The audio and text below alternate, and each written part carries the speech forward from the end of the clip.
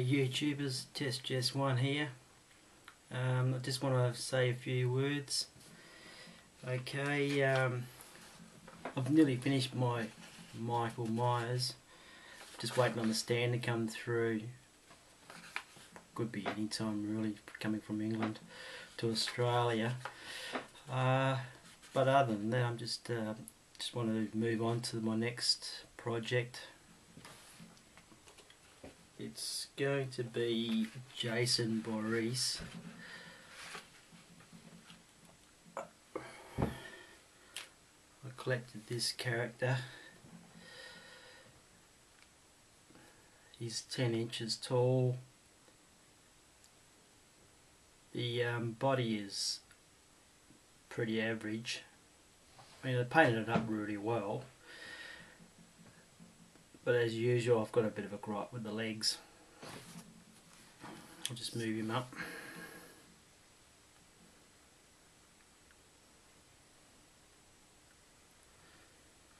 Seems to be, I think it's the style of the doll from Mezco, sort of like cartoonish. But in saying that, I think it's got potential to go further and be a 1/6 scale. Love the head, love the mask. The head's a little bit animated, but I think with a bit of work you can make it a bit more movie orientated. Probably get rid of the eyes, add some tufts of hair to it, putty up a bit of the wrinkles it's got in the face, and bring it up to what the final chapter of Jason Voorhees' movie was all about. Still think I could do something with the top, the clothing, the top mainly, not the bottoms, which is monkey pants. Okay, so that's my new project. Now I'm going to transform this guy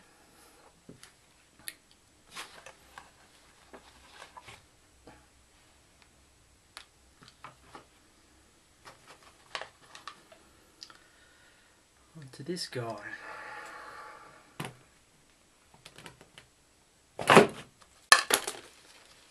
That's the problem with that figurine there, Jason Voorhees. He falls over all the time.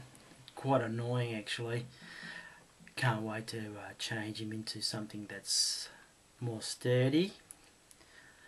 Okay, and that's this guy, Sgt Rock from DC. Wow, that's all I can say. As a collector, I don't really like the doll in itself. It's a little bit light.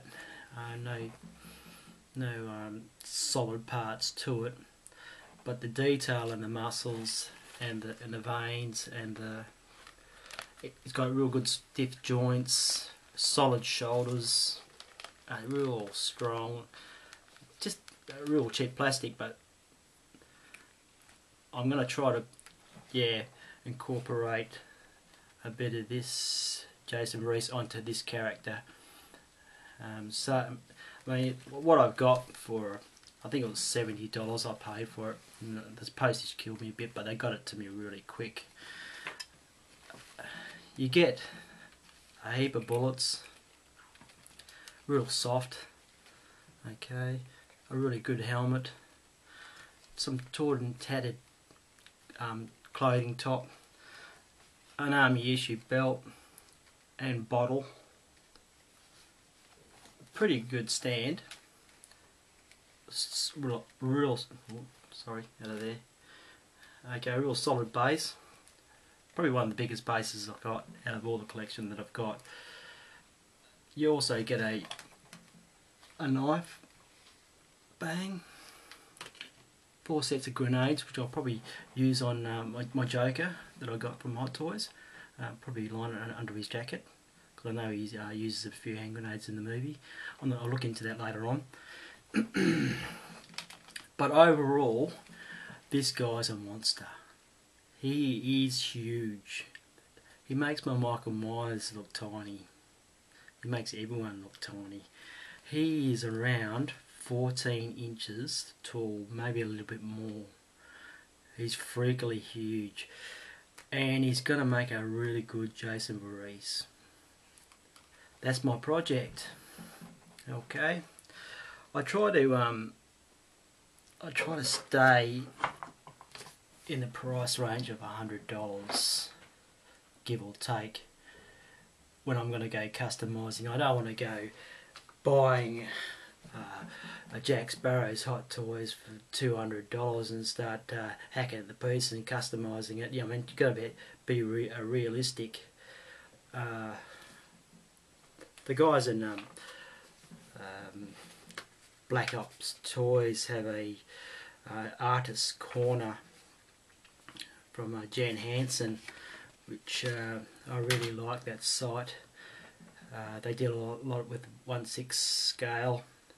They believe that you don't buy 1/6 scale items and you keep them in a box and don't touch them. You actually bring them out and bring them to life by customizing them. And I agree with what they're saying, but there is also a limit to how far you go. You want to be a pretty good artist and know what you're doing when you go stuffing around with $100 item. Okay, that's my. And also, I want to say a special hello to Sir Eaton Flip Flop, Michael, I think his name is. Yeah, thanks for your comments, and yeah, I will probably put my Michael Myers, when I finished it, onto the 1/6 scale fan boards forum. Okay, yeah, I will. Yeah, and whatever else I make from now on, I will also put on there. Okay, so that's my next project, Jason Voorhees.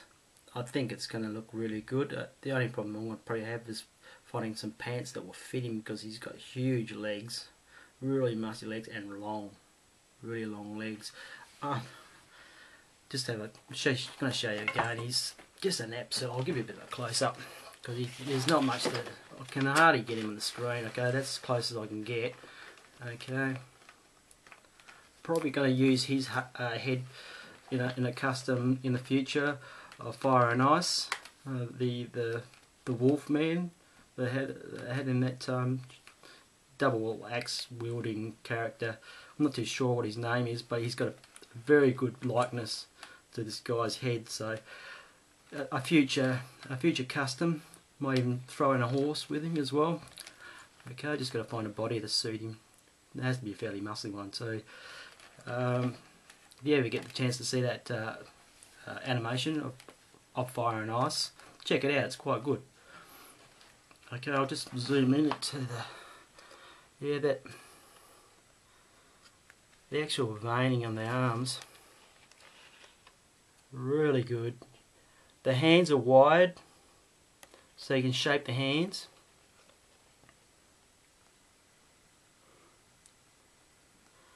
The wrist movability pretty limited, but for Jason it doesn't have to be. I'll just give you. Probably use the boots as well for Jason Voorhees.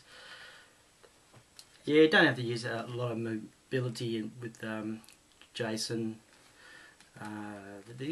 He doesn't really move a lot. He holds the machete or the axe, and that's about it. So there you go. This guy, his head mainly and his mask. Fix it all up. See if I can put the shirt onto this huge fella over here. After that, don't think I'll do much with the body. I might use it for something else. It's quite detailed and painted underneath. So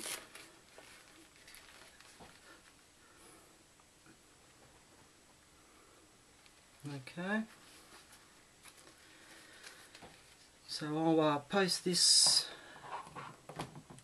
video now, and probably another week, hopefully, when the stand arrives from Michael Myers, I'll do a good video without my buff head in there of Michael Myers, Hobo Myers, 1/6 scale. Yeah, the beard and the mustache and all that, and the hair looks great. Okay, any comments you guys want to throw in? Quite welcome. Okay, guys, test just one out.